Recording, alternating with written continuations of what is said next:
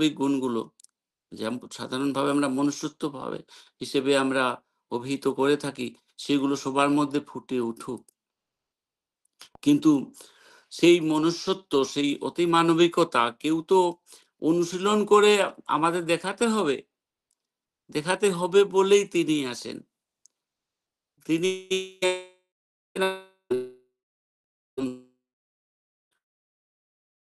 ভক্তদের মুখের মাধ্যমে শুনেছি, গান বাজনা আলোচনার মাধ্যমে শুনেছি।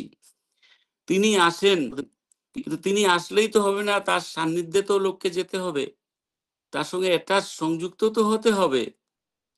এই অ্যাটাচমেন্ট এর জন্যই তো সবকিছু। সেই যে আনুষ্ঠানিকভাবে যেটা দীক্ষা বলা হয়, দীক্ষা নিয়ে আমি বলতে চাচ্ছি না। হাজারো বার আলোচনা হয়েছে, সবাই জানেন যে দীক্ষার কি মূল্যায়ন পৃথিবীতে। কিন্তু মেইন কথা হচ্ছে অ্যাটাচমেন্টটা হবে।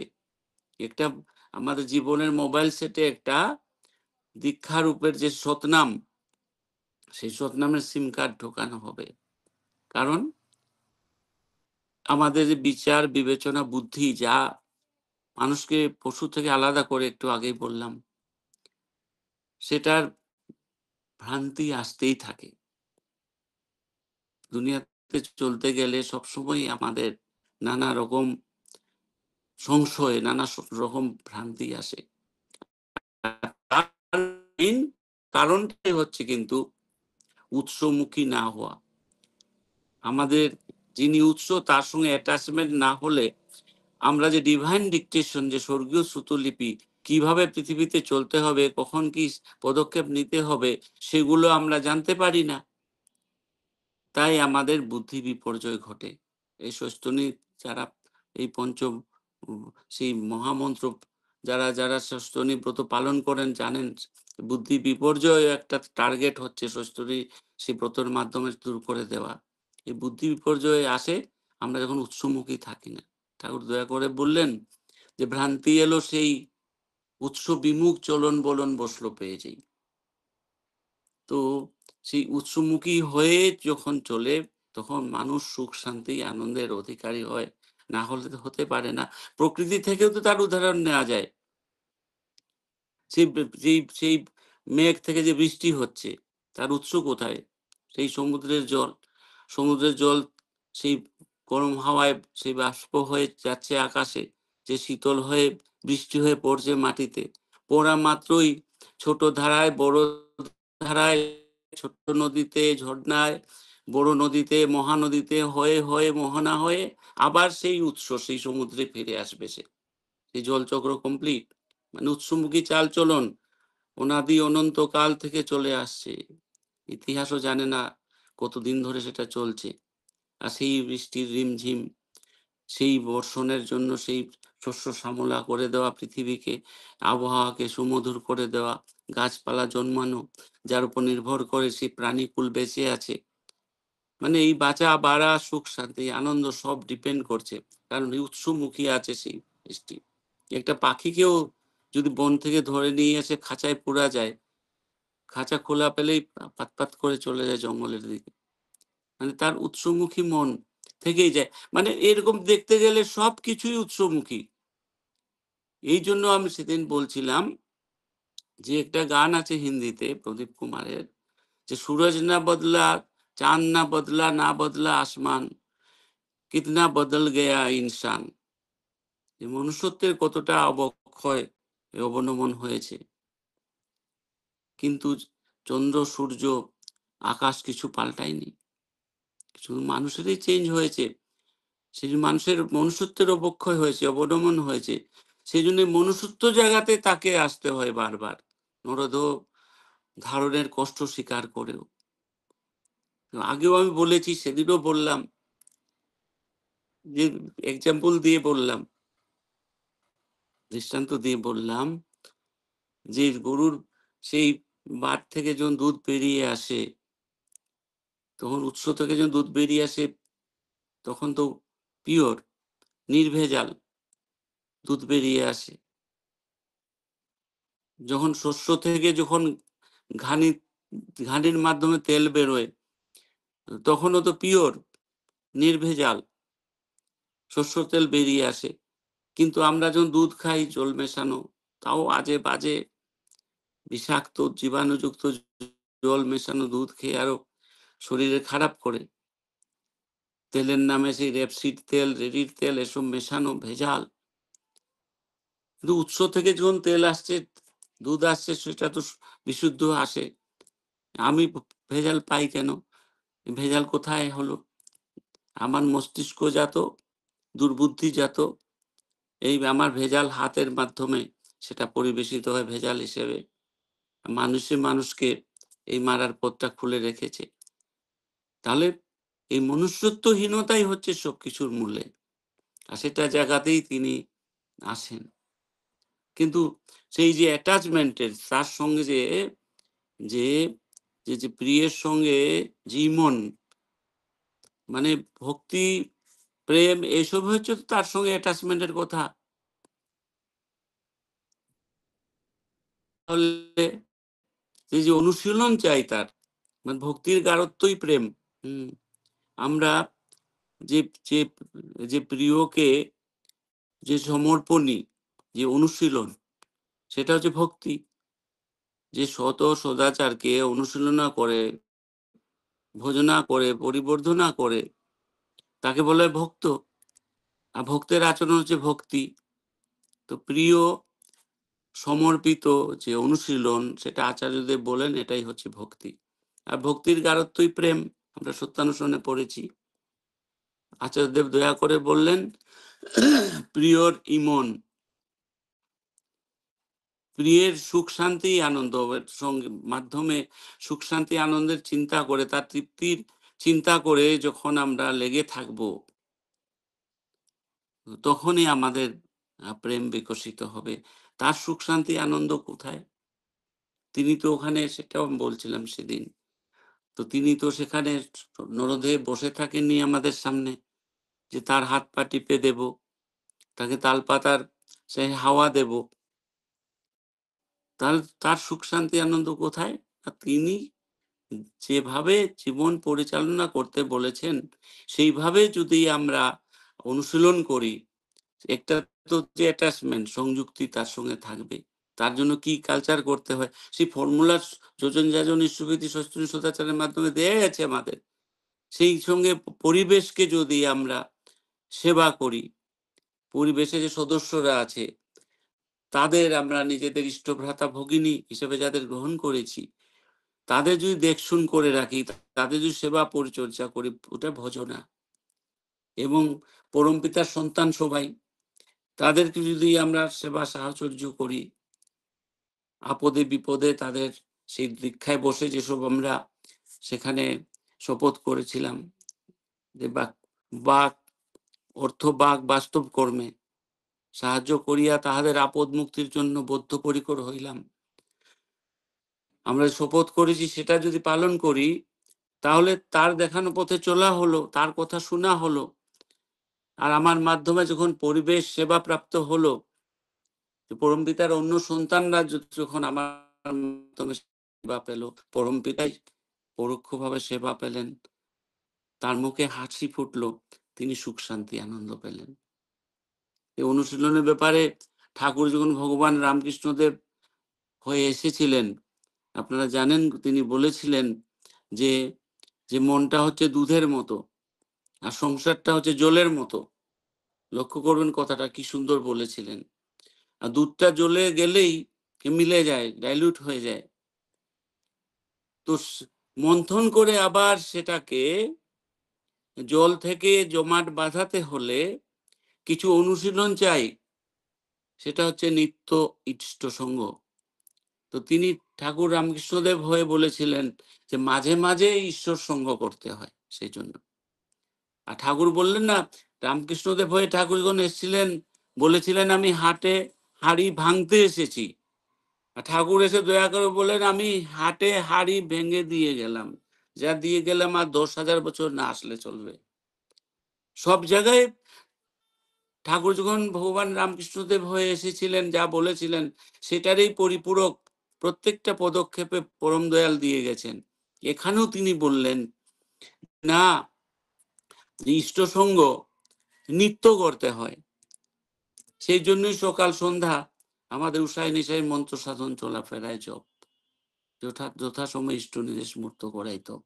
এটাকে আরো পরিমার্জন, পরিবর্তন, পরিশীলন করে আরো সহজ করে ঠাকুর আমাদের পরিষ্কার করে বলে দিয়ে গেলেন যে কি করে সেই অ্যাটাচমেন্টটা, সেই সান্নিধ্যটা, সেই সংস্পর্শটা, সেই সংলগ্নতাকে কি করে রাখতে হয়।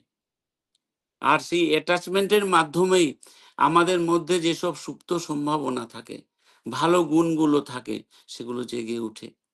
আমাদের যে খারাপ ভাবগুলো থাকে সেগুলো নিরোধ হয়ে যায়। আমরা সত্যিকারের মানুষ হিসাবে প্রতিষ্ঠিত হই, মানে মনুষ্যত্ব সম্পদশীল হয়ে উঠি। সেই আলোচনার বিষয় ছিল মানুষ সম্পদই আসল সম্পদ। আসলে এটা বিস্তারিতভাবে বলতে গেলে, মানে আরেকটু সুন্দর করে বলতে গেলে যে মনুষ্যত্ব সম্পদশীল মানুষই আসল সম্পদ। এটা আমার মনে হয়েছিল। বলছিলাম যে সুপ্ত সম্ভাবনা যে আমাদের মধ্যে আছে সেটা ফুটে ওঠে। কারণ আমাদের যে সংস্কার আছে না, সেটা ৩ ভাগে ভাগ করেছেন ঠাকুর। এটা লাভ করার যে বীজোৎকর্ষ, তপস্যা, সদ্গুরু লাভ যেটা শাস্ত্রে ছিল, সেটা ঠাকুর আরো সুন্দর, আরো বৈজ্ঞানিকভাবে আমাদের সামনে সেটা পরিবেশন করেছেন। বলেছেন যে বায়োলজিক্যাল স্ট্রাকচার, আমাদের শারীরিক গঠন, জন্মগতভাবে যা নিয়ে আসবো। ইনেট ইনস্টিংক্ট, সহজাত সংস্কার, যেসব আমার জিনে থাকবে, যোনিতে থাকবে। আর হচ্ছে পোটেনশিয়াল, সম্ভাবনা, যা সংস্কার বেস করে আমি ফুটিয়ে তুলবো। Acquisition, that is biologically materialized and sprouts accordingly is instinct, ঠাকুর দয়া করে বললেন যে একটা জন্মগত সংস্কার নিয়ে আসবো, সেটার উপর ভিত্তি করে আমার অর্জিত সংস্কার হবে, সেটা অ্যাটাচমেন্টের মাধ্যমে, তার সঙ্গে সংযুক্তি এবং অনুশীলনের মাধ্যমে। এবং তখন কি হবে, স্প্রাউটস অ্যাকর্ডিংলি, সেই রকম আমাদের যে খারাপ ভাবগুলো দূরে যাবে, জিনে আমাদের জনিতে যেসব খারাপ গুণ আছে নিহিত, সেগুলো নিরোধ হয়ে যাবে আর ফুটে উঠবে, সে অঙ্কুরিত হবে যেরকম ছোলা অঙ্কুরিত হয়, ভালো গুণগুলো ফুটে উঠবে আমাদের।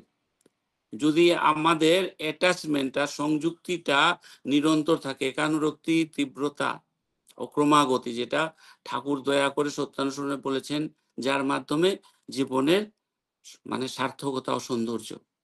কিরকম লিঙ্কিং দেখুন, যে সুপ্ত সম্ভাবনা ফোটাতে হলে যে অ্যাটাচমেন্ট চাই, অ্যাটাচমেন্টটার মাধ্যমে আমাদের কি কি জিনিস ফুটে, বায়োলজিক্যাল স্ট্রাকচার কোত্থেকে আসে, আমাদের জৈবিক যে গঠন, সেটা মা বাবা দিয়েছেন। তো সেখানে সুবিবাহ, সুবিহিত বিবাহ হতে হবে, কম্প্যাটিবল ম্যারেজ চাই, না হলে সুসংস্কারযুক্ত সুজাতক জন্মাবে না। আর সুবিহিত বিবাহ হলে সুসংস্কারযুক্ত সুজাতক জন্মাবে। তাদের ইনস্টিংক্ট থেকে সব ভালো ভালো গুণ এই ফুটে উঠবে, যদি অ্যাটাচমেন্টটা, সংযুক্তিটা যদি কনস্ট্যান্ট সব সময় নিরবিচ্ছিন্ন ভাবে যদি লেগে থাকে। এই সত্যের নিরবচ্ছিন্ন ভাবে লেগে থাকার চেষ্টাকে ভক্তি বলে। এই চেষ্টার নিচে লাল কালির দাগ দিয়ে আমরা সবাই টিকে আছি। যদি সতে নিরবচ্ছিন্ন ভাবে সংযুক্ত থাকাকে ভক্তি বলতেন ঠাকুর, তো আমি অন্তত থাকতাম না ওতে। এই চেষ্টাটার সুযোগ আমাদের দিয়েছেন। তো অ্যাটাচমেন্টটার যে অনুশীলন, যে প্রীতি সমর্পিত অনুশীলন, যাকে ভক্তি বলেছেন আচার্যদেব, এত সুন্দর একটা ব্যাখ্যা সংজ্ঞা তিনি দিলেন যে সংস্কার ফুটিয়ে তোলার। দেখুন অ্যাটাচমেন্ট, এই সহজাত সংস্কার, যে অ্যাটাচমেন্ট আমাদের কি দেয়, সংযুক্তি, আমাদের কিছু করণীয় দেয়, সেই প্রেসক্রিপশন, স্বজন যাজন, ইষ্টভীতি, সস্তুন সদাচার, এটার মধ্যেই সারা বিশ্ব দুনিয়ার কর্মযোগ্য লুকিয়ে আছে। এবং আমরা যদি ঠাকুর সঙ্গ, আচার্য সঙ্গ, আচার্য নির্দেশিত লোকের সঙ্গ, তাদের মাধ্যমে সরাসরি বাস্তব কর্মের আমরা যদি আদেশ পাই, নির্দেশ পাই, করতে যদি থাকি, এবং সেইভাবে যদি ইষ্টমুখী চলনা আমার যদি থাকে, তাহলে আমার যে স্বভাব আছে, হ্যাবিটটা পাল্টাতে থাকে, হ্যাবিটটা পাল্টায়। And habit is the second nature, মানে দ্বিতীয় প্রকৃতি হচ্ছে স্বভাব। স্বভাব পাল্টালে আস্তে, আস্তে প্রকৃতি পাল্টায়। আর প্রকৃতি যখন পাল্টায়, তখন আমাদের যে কোষের যে জিনগুলো আছে, তার ৭ পুরুষ ধরে ঠাকুর দয়া করে বলেছেন যে, আমরা যদি পরিবর্ত প্রকৃতি, পুরুষোত্তমের দেওয়া পথে চলে যদি তার দেখানো প্রকৃতি আমরা যদি আত্মস্থ করি, ওই চালচলনে নিজেদের যদি বিনায়িত করি, তাহলে আমাদের জিনের, কোষের মধ্যে যে জিন আছে, যে আমাদের জীবজগৎকে পরিচালনা করে, সেটার পরিবর্তন আসতে বাধ্য একদিন। হেমন্তর বিপ্লব সাধিত করার পথ ঠাকুর আমাদের দিয়েছেন। আর সেইগুলো সম্ভাবনা জাগাতেই সদ্গুরু হয়ে ঠাকুর আসেন। আমরা তো একটা গুরু ঋণে ঋণী তার কাছে। জন্ম ঋণে ঋণী ঠাকুরের কাছে। আমরা যে অক্সিজেন টানছি লাংস দিয়ে, তার জন্য দায়ী আমরা ঋণী ঠাকুরের কাছে। আমরা যে ফুলে, ফুলে অন্ন জলে পুষ্ট, তার জন্য ঋণী। আমরা পুরুষোত্তম ঋণে ঋণী ঠাকুরের কাছে। যে হাজার, হাজার বছর ধরে, যুগ, যুগ ধরে সেই মুনি ঋষিরা তপস্যা করেছেন তার দর্শন করতে। দর্শন পাননি। আর আমরা ২০ মিনিট বসেই পেয়ে গেছি তার দয়াতে। সদ্গুরু ঋণেও ঋণী। অস্তিত্ব পোষণই অন্ধকারে আলো দেখানোর সেই সদ্গুরু হয়ে পুরুষোত্তম এসেছেন। মানে সবকিছু মিলিয়ে দিয়েছেন দয়া করে নরদয়ে এসে আমাদের জন্য। আর জাগাতে এসছেন কি? আমাদের মনুষ্যত্ব, আমাদের বাঁচার তত্ত্ব, বাঁচার পথ দেখাতে এসছেন। ধ্বংসমুখী পৃথিবীকে আবার বাঁচার পথে টেনে নিয়ে আসছেন ঠাকুর। মানব জাতি, জীবজগৎ যাতে নিশ্চিহ্ন না হয়, সেটার জন্য একটা ব্যাপক বিপ্লবের সৃষ্টি করেছেন, আন্দোলনের সৃষ্টি করেছেন। এই প্রত্যেকটা ব্যক্তি হচ্ছে সেই আন্দোলনের একক। সদ্গুরু এসে আমাদের মধ্যে জাগিয়ে দেন সেই সুপ্ত সম্ভাবনা। हर घट में हरि है जो गिरी सूत में ज्योति, সদ্গুরু চকমকি বিনা कैसे প্রকট হতি। কবিরদাস বলছেন যে, যে সব প্রাণেই হরি আছেন, তিনি সৃষ্টি করেছেন, তিনি বিরাজ করেন, কিন্তু জাগ্রত রাখি না, আমরা জাগ্রত করি না, সদ্দীক্ষা নেই না, যদি নেইও তার দেখানো পথে তপস্যা করি না, যে তার গুণগুলো আমার চরিত্রে, আমার শারীরিক ভাষায়, আমার চাল চলনে জেগে উঠবে। তো হর ঘট মে হরি হ্যায়, হরি আছেনই সব দেহে। जो গিরিসূত মে জ্যোতি, গিরিসূত হচ্ছে পাথর, সব পাথরের আগুন আছে। ছুঁড়ে দেখবেন রাস্তায়, পিচ রাস্তায় একটা পাথর ছুঁড়ে টিক করে আগুন, কিন্তু ওটা কোনো কাজে লাগে না। সদ্গুরু চকমকি বিনা कैसे প্রকট হতি। চকমকি পাথর যেটা লাইটারে লাগানো হয়, পয়সা দিয়ে সেই পাথর কিনে আমরা লাগাই, সেটা স্থায়ী আগুন হয়। সেই সদ্গুরু চকমকির কাছে যেয়ে নিজের ভেতরের সম্ভাবনা, নিজের ভেতরের যে নির্বাপিত আগুনটা, সেটা জ্বালিয়ে তুলতে হবে।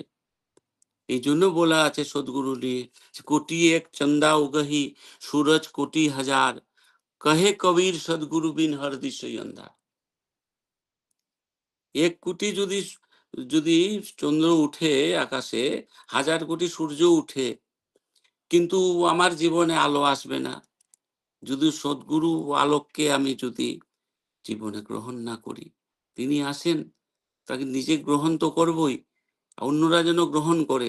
কারণ শুরুতেই আমি আলোচনায় বললাম যে সুখী, শান্ত, আনন্দিত হতে হলে পরিবেশের প্রতি প্রত্যেককে সুখী, শান্ত, আনন্দিত করতে হবে, সে পথ দেখাতে হবে। যে সদ্গুরু এসেছেন, পুরুষোত্তম এসেছেন, তাকে গুরুরূপে গ্রহণ করে তার দেখানো পথে চলো, সুখ শান্তি আনন্দ পাবে। তাছাড়া আমাকে গুরু যা তোমাদের জন্য করণীয় দিয়ে বাতলে দিয়েছেন, সেটা যেন আমি পালন করি, না হলে কিছুই হবে না। কারণ সদ্গুরুই একজন যিনি আমার সঙ্গে জন্ম জন্মান্তর ধরে আছেন। তাই আমি বলতে, বলতে অনেকদিন আগেই সেদিনও বলেছিলাম যে করোনা ভ্যাকসিনের, খুব শর্ট করে বলছি, যে ২ বার ৩ বার বুস্টার ডোজ দিয়েও ৬ মাসও দেখা যায় অনেক সময় কাভারেজ প্রতিষেধন দেয় না, আবার করোনা হয়ে যায়। কিন্তু সদ্গুরুর ভ্যাকসিন, তার দেওয়া নীতিবিধি, ভাবনীতি এমন একটা ভ্যাকসিন, তা শুধু করোনা না, পৃথিবীতে যত রোগ বালাই আছে, শুধু শারীরিক রোগ না, মানসিক, আধ্যাত্মিক, সামাজিক, আন্তর্জাতিক যে কোনো রোগ আছে, মানে বাঁচতে নড়ের যা যা লাগে তা নিয়েই তো ধর্ম জাগে। একটা জীবন জীবনীয় হয়ে উঠবে, তার জন্য যেসব প্রতিষেধন দরকার তা 100% সদ্গুরুর ভ্যাকসিনেশনে আমরা পাই। শুধু 6 মাসের জন্য না। এই জীবন তো পাই, জীবনের পর জীবন যতবার পৃথিবীতে আসবো একবার তার সঙ্গে সংযুক্ত হলে সেই সংযুক্তি আর পিরিতে কাঁঠালের আঠা লাগলে পড়ে ছাড়ে না। এইরকম গ্যারান্টি। কারণ তিনিই বৈশিষ্ট্য পালি। তিনি জানেন জন্ম জন্মান্তর আমার সঙ্গে এসেছেন, আমি ভুলে গেছি। তার মনে আছে আমার কি করণীয়। আয়না হিসাবে আমার সামনে তিনি আমার জন্ম জন্মান্তরের ভাব দেহ তার চোখে ধরা পড়ে এক লহমায়। সহজভাবে তিনি বলে দেন আমার কি করা উচিত। সুপ্ত সম্ভাবনা সে জেগে উঠে সেই সুপার স্ক্যানারের সামনে আসলে। তিনি যেভাবে চলতে বলেন সেইভাবে চললে আমি সাকসেসফুল, সফল হই, জীবন সার্থক হয়, সৌন্দর্যময় হয়। আর তার মহাজীবনে তো ভুরি, ভুরি ঘটনায় পেয়েছি এইটা। আচার্য পরম্পরায় আমরা পেয়ে চলেছি। এই ঠাকুরের সময় দেখেছি যে আমরা ২-৪ টা ঘটনা বলছি কিভাবে সুপ্ত সম্ভাবনা সদ্গুরুর সন্নিধানে আসতে জেগে উঠে সেই চোখমুখের সামনে আগুন জ্বলে ওঠে। অনিল বণিক বলে একজন ছিলেন শিলচরের। মানে একজন খুব লব্ধ প্রতিষ্ঠ ব্যবসায়ী, আন্তর্জাতিক মানের। তিনি অসহায় হয়ে তখন ১৪-১৫ বছর বয়স ঠাকুরের কাছে এসেছিলেন আশ্রয় ভিক্ষা করতে। ঠাকুর বলেছেন, এখানে যে তুই থাকবি কি কাজ করবি?" বলে, "আমি গ্যারেজে কাজ শিখতে চাই, গাড়ি ঘোড়ার।" ঠাকুর জিজ্ঞেস করলেন, ঠাকুর সব তো জানেন, তাও তিনি লৌকিকভাবে জিজ্ঞেস করেন, "আপনারা জানেন যে তোর বাপ ঠাকুরদাদা কি কাজ করতো?" বলে, "ওরা সোনা রূপার কাজ করতো, স্বর্ণ রৌপ্য ব্যবসায়ী।" মানে বণিক টাইপের তো, পোশাক টাইপের। বললেন, "তোকে সেই কাজেই শিখতে হবে।" বলে, "আমি কোথায় শিখবো?" ঠাকুর বলে, "আমি ব্যবস্থা করে দিচ্ছি।" বউবাজারের একজন গুরু ভাই, তাকে ঠাকুর বলল, "তুই এখানে অপেক্ষা কর।" ওই যে গুরু ভাই যখন আসলেন যোগাযোগ করিয়ে দিলেন ঠাকুর এবং বলে দিলেন, "ওকে কাজ শেখাবি। আর যখন, যখন আসবি ঠাকুর বাড়ি ওকে সঙ্গে নিয়ে আসবি। আর যখন কাজ শেখা কমপ্লিট হবে বলিস কমপ্লিট হয়েছে। গ্রিন সিগন্যাল দিবি।" সেইভাবে হলো ৮-১০ বছর কাজ-টাজ শিখলো। সেইভাবে আসা যাওয়া। যখন আ তার শিক্ষা কমপ্লিট হলো, সম্পূর্ণ হওয়ার পরে যখন সেই দাদাটি বললেন, "হ্যাঁ, কাজ শিখেছে ভালো।" তখন ও জিজ্ঞেস করলেন, "তুই কোথায় থাকবি? তোর আত্মীয়স্বজন কোথায় থাকে?" বলে, "আমার আত্মীয়স্বজন কলকাতায়ও আছে, আর আমার আত্মীয়স্বজন কাছাড়ে, শিলচরে থাকে। কোথায় যেতে চাস?" বলে, "আমি শিলচরে যেতে চাই।" ঠাকুর তাকে পাঠিয়ে দিলেন। গুরু ভাইরা সেনসিটাইজড হয়ে গেল। ঠাকুরের আদিষ্ট কেউ এসেছে। একটা নামকরা হোটেলের বারান্দায় তাকে চিলতে জায়গা দেওয়া হলো। বসে কাজ শুরু করলো। ১ম তাকে তো আর কাজ কেউ দেয় না নতুন লোক। কিন্তু গুরু ভাইরা এই কারো আংটিটা একটু ছিঁড়ে গেছে, কারো দুলটা একটু ছিঁড়ে গেছে, কারো সীতাহার ছিঁড়ে গেছে। এই রিপেয়ারের কাজ দিয়ে শুরু হলো কাজ। ঠাকুরের আদিষ্ট তো কাজও শিখেছে ভালো। তার কাজের সেই উৎকৃষ্টতা দেখে সবাই মুগ্ধ হলো। বিশ্বাস করলো, কাজ দিতে শুরু করলো। রুম-টুম ব্যবস্থা করে দিল ভাড়ায়। সেই থেকে শুরু হয়ে এমনতর প্রতিষ্ঠিত হলো একটা স্টেটের মধ্যে, রাজ্যের মধ্যে সবচেয়ে লব্ধপ্রতিষ্ঠ স্বর্ণালঙ্কার ব্যবসায়ী। আর ঠাকুরের ব্যাপারে দেওয়া নেওয়া, শিলচরের যে মন্দিরের যে শ্রী বড়মার মন্দির, সেটা তিনি একাই করে দিয়েছিলেন। এছাড়া অনেক করা ছিল, সেটা আমি বলছি না। মানে সেই সম্ভাবনা কিভাবে ঠাকুরের সন্নিধানে এসে ফুটে উঠলো সেটা বলতে চাই। এক বসিরহাটের লেবু দাদা ছিলেন, তিনি ব্যবসায় নানা রকম চেষ্টা করেও সুবিধে করতে পারেননি। এরকম প্রায় ১০-১৫ বছর চলে যাওয়ার পরে তিনি ষষ্ঠনী করতেন। এসে ঠাকুরকে বললেন, "ঠাকুর, আমি এতদিন ধরে ষষ্ঠনী করছি। কিন্তু বলেছেন আপনি যে ষষ্ঠনী পালে না উন্নতিতে চড়ে না। আমি তো ষষ্ঠনী ঠিকমতো পালন করছি, কিন্তু উন্নতি হচ্ছে কোথায়? আমি ষষ্ঠনীর যে উদ্বৃত্ত অর্ঘ্য সব নিয়ে এসছি, আপনারটা আপনাকে দিয়ে দিলাম।" ছোট করে বলছি সব। ঠাকুর হাসলেন, "দূর পাগল। আচ্ছা ঠিক আছে, তুই ছেড়েছিস বেশ করেছিস। আমি নিলাম উদ্বৃত্ত অর্ঘ্য। আমি তোকে দিলাম এটা। তুই যে এখন গিয়ে লেবুর ব্যবসা শুরু কর আজ থেকে। আর শুধু লেবুরই ব্যবসা করবি, লেবু বেচা-কেনা। তোকে অনেকে অনেক প্রলোভন দিতে পারে। তোর যদি উন্নতি হয় তখন অনেকে ভালো, ভালো আরো ফল, সেই আপেল, সেই পেয়ারা, নাশপাতি, কিশমিশ এসবের তোর প্রলোভন দিতে পারে ব্যবসা করার। তুই শুনবি না। তুই শুধু লেবুরই ব্যবসা করবি। লেবু ফার্স্ট অ্যান্ড লাস্ট। উদয়স্ত লেবু। সে মাথায় নিল, সে গেল ঠাকুরের দেওয়া সেই উদ্বৃত্ত শোচনীয় অর্ঘ্য লাগিয়ে ক্যাপিটাল শুরু করলো লেবুর ব্যবসা। রমরমা ব্যবসা, মানে ট্রাক দিয়ে সাপ্লাই দিয়ে পারে না। ওই সময় সত্যিকারের অনেক তার সে শরীর জমলো। এসে এসে বলল, এই শুধু এই ব্যবসা তো অন্যকে দিয়ে করাতে পারো, লেবুর ব্যবসা। এই আপেল-টাপেল, নাশপাতি, কাজু এসবের ব্যবসা করো। না, আমাকে ঠাকুর বলেছেন শুধু লেবুর ব্যবসায় লেগে থাকতে, আর কিছু না। এইখানে সে স্টিক করেছিল। হয়ে কোটি, কোটিপতি হয়েছে সেই দাদা। তো তার কথা শুনলে কি হয়? সে উত্তরবঙ্গের এক ভাই ছিল।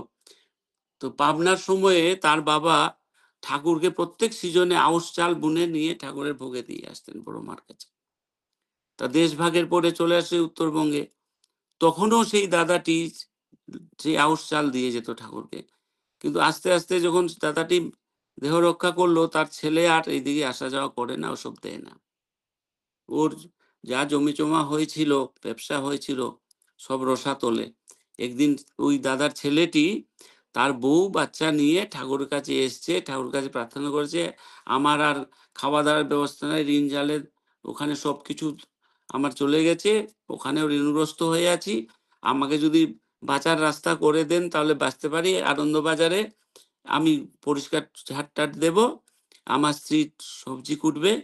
এইভাবে আমরা এখানে থাকতে চাই। এইভাবে চলে এসেছি সবকিছু গাট্টি-বুচকা বেঁধে। ঠাকুরকে একা করে ডাকলেন। ডেকে বললেন, সে তো ভেবেছে ঠাকুর কিছু জানেন না। যাই হোক, আমার মতোই নির্বোধ। ঠাকুর বললেন, তোর বাবা যে আউশ চাল প্রত্যেকবার দিয়ে যেত, তুই সেটা দিয়ে যেতে পারিস না? সে তো আকাশ থেকে পড়েছে। আমার নিজেই আমার পায়ের নিচে মাটি নেই। আমি কি দেবো ঠাকুর আপনাকে? তুই যা, তোর যাওয়ার ব্যবস্থা আমি করে দিচ্ছি। তোর বাবার সঙ্গে যাদের খাতির ছিল তাদেরকে যেয়ে বলবি যে তোকে একটা থাকার জায়গা দিতে। তুই সুবিধে মতো সরে যাবি।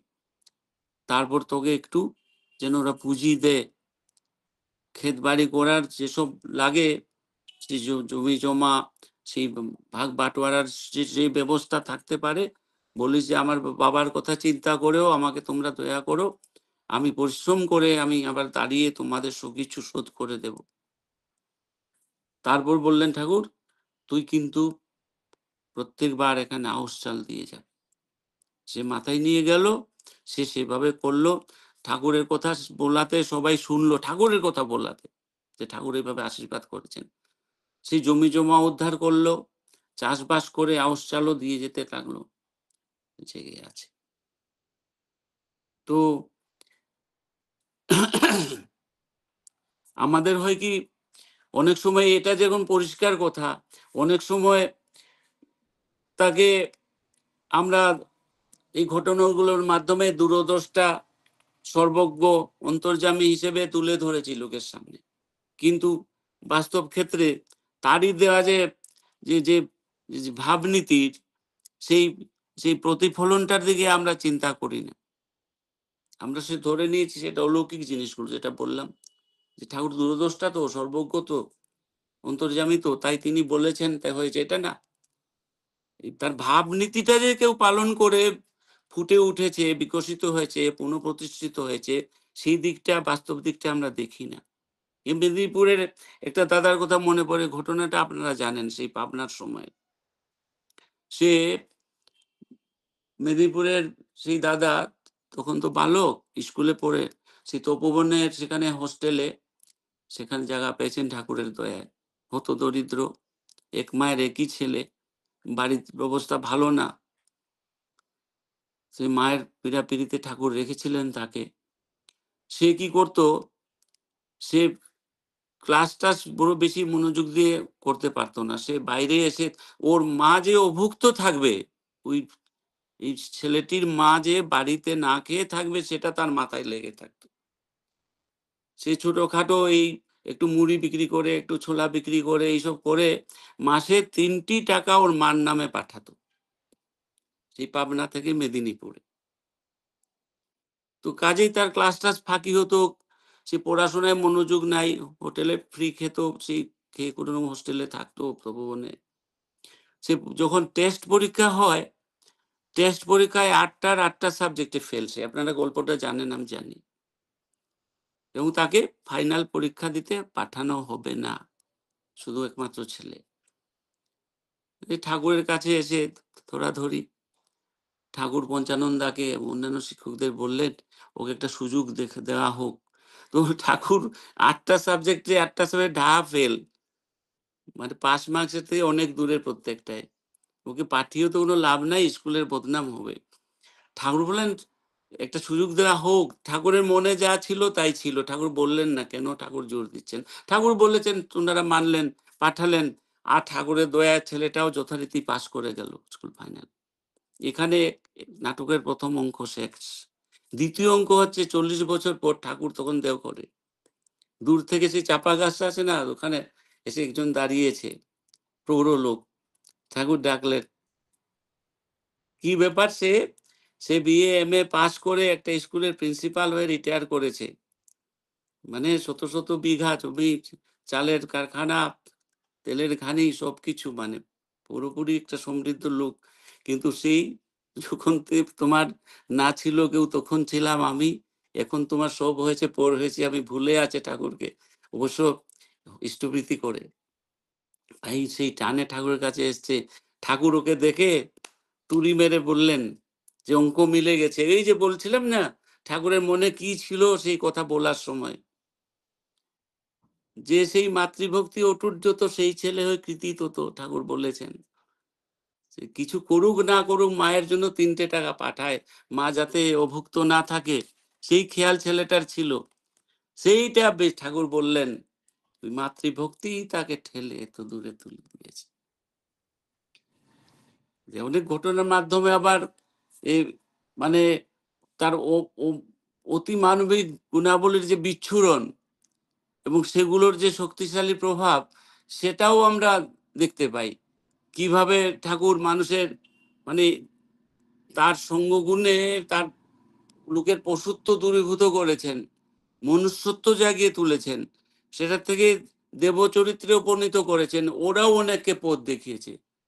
মানে সার্থক হয়ে উঠেছে কত, কত মানে দয়াপ্রাপ্তদের ক্ষুদ্র জীবন মানে অনেক নগণ্য জীবন আমরা ধন্য হতে দেখেছি। আমরা সেই ঘটনাটা বলছিল সেই পীযূষ ভাই। এই ফেতনদার কথা বলছিলাম, ডেকলালের কথা বলছিলাম। কিশোরী মোহনের কথা আপনারা কে না জানেন? কোন দুষ্কর্ম ছিল না যা সে করত না, মুখে আসে না। তার গানের গলাকে ভিত্তি করে ঠাকুর কীর্তন দল গলে দিয়ে প্রতিযোগিতামূলক কীর্তন করিয়ে কীর্তনানন্দে মাতিয়ে দিয়ে মানসিক পরিবর্তন করে তাকে মহামানবে পরিণত করেছিলেন, যিনি লক্ষ, লক্ষ লোককে পথ দেখিয়েছেন জীবনে। সেই বাল্লাক শেখের কথা জানেন যে হরেন ভদ্রকে সেই দিন দুপুরে খুন করেছিল আশ্রমিক হরেন ভদ্রতাকে। তাকে আলিঙ্গন করে তার জীবন পরিবর্তন করেছিলেন ঠাকুর। তো আমরা একটা দুটো রত্নাকরের কথা শুনে কত গুণ গাই। আমরা সেই আম্রপালির কথা বলে থাকি। এই সেন্ট অগাস্টাস সেই সেই সে যে সে দস্যু, সে সন্ত হয়েছিল তার কথা বলি। অঙ্গুলিমাল দস্যুর কথা বলি। কিভাবে সে মহামানব হয়েছিল বুদ্ধদেবের তথাগতের সংস্পর্শে এসে। সে জগন্নাথ মাধব, যোগাই মাধের কথা বলি।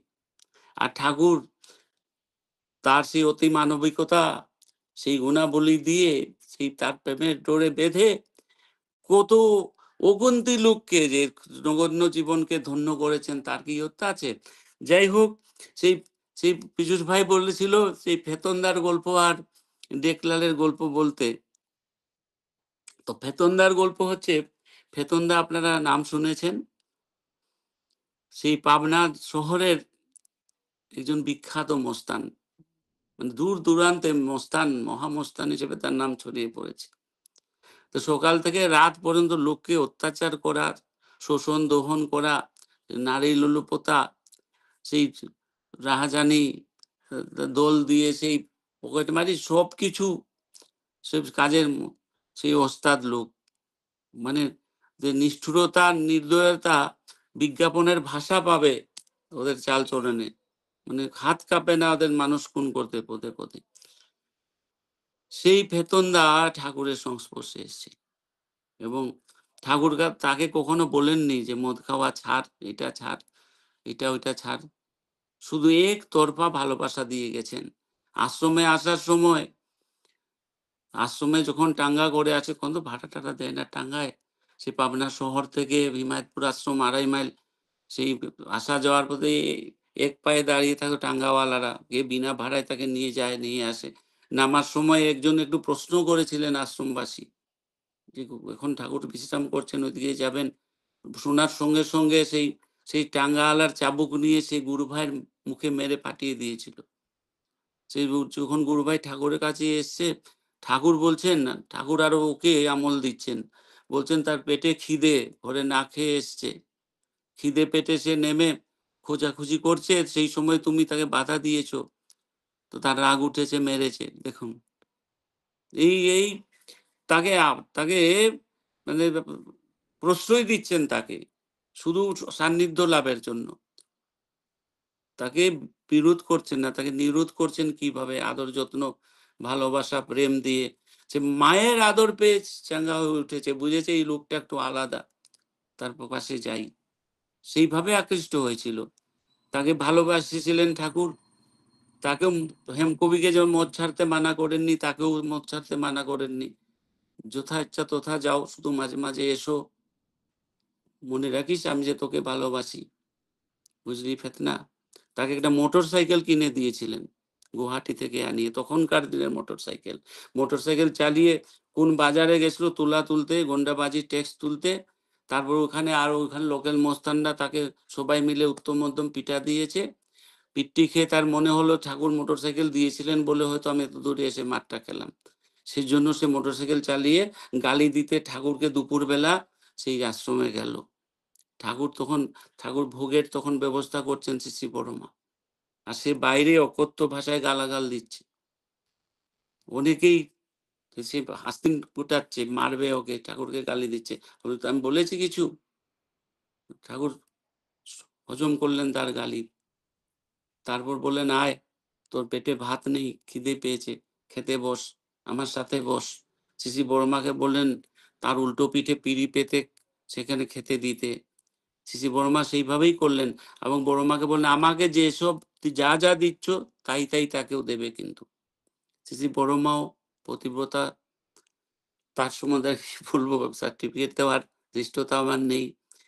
একটা আইটেম ছিল যেটা নদীয়া থেকে এসছিল সেই খেজুর গুড়, সেটার সে পরিমাণটা কমে এসছিল, তো শুধু ওটা ঠাকুরের জাল লাস্ট পাতে ঠাকুর জাল দেওয়া দুধ খেতেন সরসহ। তো ওতে সেই সে সরটা ছিল না, যেটা হেতনদাকে যে দুধটা দেওয়া হয়েছিল, সেই দুধে সেই সরের টুকরোটা ছিল না। ঠাকুর খেতে বসে ঠাকুরের চোখ প্রথম পড়ল সেই দুধটাতেই। ঠাকুর কিন্তু উষ্মা প্রকাশ করলেন। শ্রী বড়মাকে বললেন, "তুমি না অনুকূলচন্দ্র চক্রবর্তীর বউ, তোমার ২ চোখ কেন? তোমাকে বলেছি না আমাকে যা, যা দেবে তাই তাকে দেবে, এটা তো হয়নি।" এই বলে তিনি এক্সচেঞ্জ করে দিলেন। নিজের পাতটা দিয়ে দিলেন সেই ফেতনদাকে। ফেতনদার সেই পাতটা নিয়ে নিলেন নিজে। এটা বাস্তবে হয়েছিল। এই দেখে সেই ফেতনদার মতো সেই নিষ্ঠুর প্রাণ, সেই মদ্যপ্রাণ, সেই গালাগাল দিচ্ছিল যে এক মুহূর্তে শীতল হয়ে গেছে তার সেই মাথাটা। চোখে জল এসে গেল। সেদিন থেকে প্রতিজ্ঞা করলো আর মদ খাবে না, গালাগালি দেবে না। তো কিভাবে অতি মানবিক এই প্রেম, প্রীতি, সহানুভূতি, একাত্মতা, প্রত্যেকটা কোষের অনুভূতি ঠাকুরের কোষে ছিল আমাদের। আর তারই সেই যে মহিমান্বিত প্রকাশ, সেই প্রকাশনা, সেই সন্দীপনা পাল্টে দিল সেই বেতনদার সেই জীবন। যাকগে, তারপর শেষমেষ আমাদের এখানের একজনের কথা বলতে, ডেকলালের কথা। সে বলেছিলাম যে সে টাঙ্গা চালিয়ে তার পরিবার পালন করত। যুবক ছেলে। টাঙ্গা চালিয়ে যা ভাড়া থেকে পেত তাই নিয়ে তার চাল ডাল বাড়ির কাপড়পত্র থাকা হতো। তখন ঠাকুর বাড়ির সামনে সে গেট টেট ছিল না, সেই বাঁধানো রাস্তা ছিল না, সে মোরামের রাস্তা। তার একটা কাজ ছিল রোজ রুটিন, আমরা যখন ইষ্টভৃতি করে দিন শুরু করি, সে ঠাকুরকে, সে পুরুষোত্তমকে সে গালাগাল দিত আধ ঘন্টা ধরে, ১ ঘন্টা ধরে গালাগাল দিত সে। দিয়ে তারপর তার কাজ শুরু করতো দিনের। সে দাঁড়িয়ে গালাগাল দিচ্ছে ১ দিন, ২ দিন, ৩ দিন। তো ওইভাবেই যখন ফেতনদা গালি দিচ্ছিল, লোক যেমন মারতে যাচ্ছিল, এখানেও উদ্যত হচ্ছিল ওনাকে মারার জন্য। ঠাকুর সবাইকে থামাতেন, হাসি মুখে আরো মাথাটা বাড়িয়ে কি, কি গালি দিচ্ছে শুনতেন। ২-৩ দিন শোনার পরে বললেন, "ওর মাথাটা খুব ভালো তো। টেকলারের মাথাটা অত্যন্ত ভালো।"